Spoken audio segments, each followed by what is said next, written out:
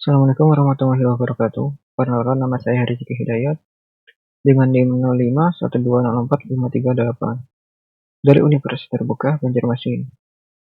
Video ini dibuat untuk memenuhi tugas 1 analisis dan visualisasi data dengan dosen pengampu mata kuliah Pak Rahmat Karim, SSI MSI. Ini adalah soal yang telah diberikan. Saya telah mendownloadnya dan melampirkannya di sini. Tugas 1 diberikan sebuah tabel data kecepatan mobil dan jarak yang ditempuh mobil hingga berhenti. Gunakan R untuk menghitung nilai berikut. Jawaban harus melambangkan hasil kerja di R. A. Rata-rata kecepatan mobil. B. Rata-rata jarak yang ditempuh mobil. C. Standar deviasi dan data jarak yang ditempuh mobil. Untuk soal 1 sampai dengan 3, saya sudah menjawabnya dan akan saya presentasikan di R. Yang pertama dilakukan adalah menginputkan datanya ke dalam R. Tempelkan saja ini.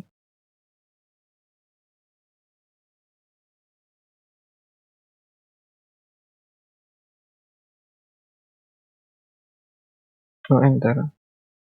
Maka di sini akan sudah tersimpan jarak dan kecepatan.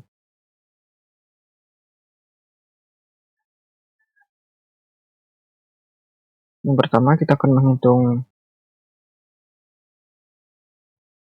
rata-rata kecepatan mobil, rata-rata jarak yang ditempuh mobil, standar deviasi data jarak yang ditempuh mobil, rata-rata kecepatan mobil. Nah, akan kita hitung. Min Oke. Itu adalah rata-rata kecepatan mobil 17,5 km per jam. Lalu untuk jarak,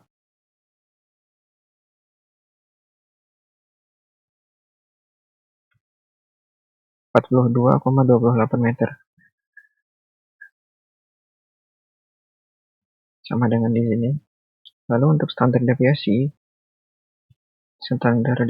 jarak, kita akan ketikkan di sini SD jarak 24,76, jika dibulatkan 24,77 meter. Dan ini adalah hasil yang saya lampirkan. Sama hasilnya dengan yang di sini. Lanjut untuk soal yang nomor 2. Berdasarkan tabel pada nomor 1, gunakan program R untuk membuat plot dan interpretasikan hasilnya. Kita disuruh membuat A. Scatter plot dari data kecepatan dan jarak. B. Interpretasi scatter plot yang diperoleh. C. Histogram untuk data kecepatan mobil. D. Interpretasi histogram yang diperoleh.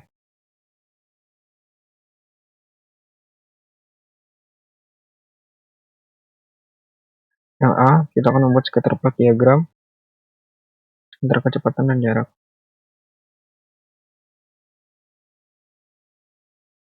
Untuk setiap masing-masing komponen yang ada di sini sudah saya jelaskan di bawahnya.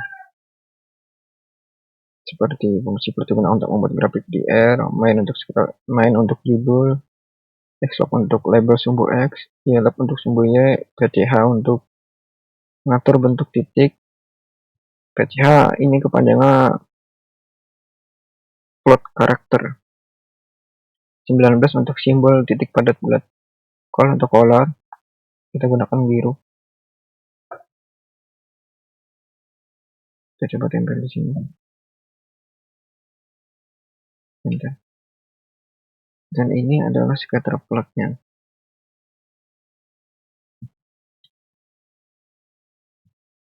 Soal yang B, untuk interpretasinya, berdasarkan scatter plot antar kecepatan dan jarak berhenti, terdapat hubungan positif linear antara kedua balai bara. Semakin tinggi kecepatan mobil, semakin panjang jarak yang dibutuhkan untuk berhenti. Bisa dilihat dari sini, semakin tinggi kecepatan mobil, semakin ke kanan, maka semakin tinggi jarak yang ditempuh untuk berhenti. Hal ini berbanding sama dengan hukum fisika, semakin cepat mobil bergerak, maka semakin jauh jaraknya untuk berhenti. C. Membuat histogram grafik distribusi frekuensi untuk kecepatan mobil. Kita tempel saja ini. Sudah saya buat untuk kodenya. Bahkan di sini dan hasilnya. Inilah histogram kecepatan mobil. Untuk soal yang C. Untuk penjelasannya ada di bawah, sudah saya tambahkan. Untuk interpretasinya sebagian besar mobil berada pada kecepatan di bawah 20 km per jam. Distribusi data sangat miring ke kanan karena adanya di satu nilai kecepatan yang sangat tinggi, yaitu 114 km per jam ini. Maksudnya di sini miring ke kanan, jadinya dia miring ke kanan seperti ini. Nilai ekstrem ini menyebabkan sebagian besar data terpusat di kecepatan rendah, sementara frekuensi pada kecepatan tinggi hampir tidak ada. Dengan demikian dapat disimpulkan bahwa sebagian besar mobil bergerak dengan kecepatan rendah hingga sedang, dari 0,20 sampai 40. Lanjut, soal nomor 3.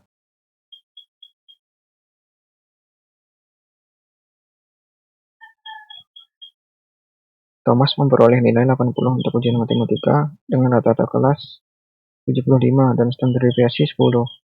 Untuk ujian bahasa Inggris, Thomas memperoleh nilai 75 dengan rata-rata kelas 70 dan standar deviasi 8.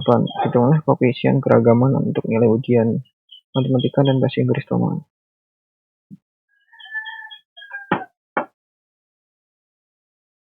Sudah saya jawab di sini soal nomor 3. Kita akan menghitung koefisien keragaman CP, yaitu ukuran sebaran besar variasi data terhadap rata-ratanya. Standar deviasi dibagi rata-rata kali 100%.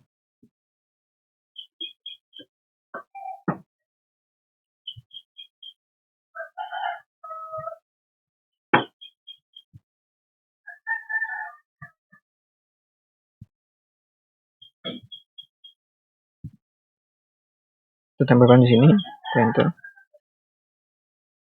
Tapi ini bukan, kita hapus saja.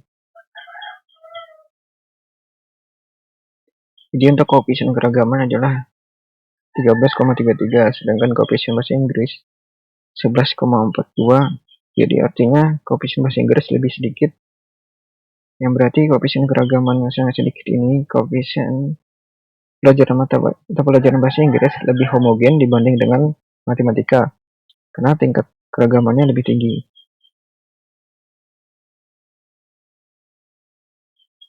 Bisa juga melakukan perhitungan sama langsung seperti ini.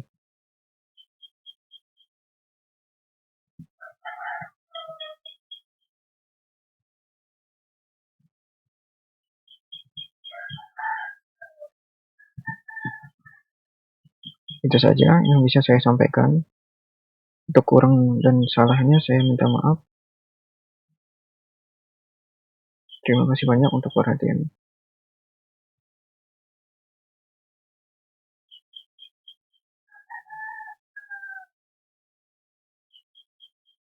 Assalamualaikum warahmatullahi wabarakatuh.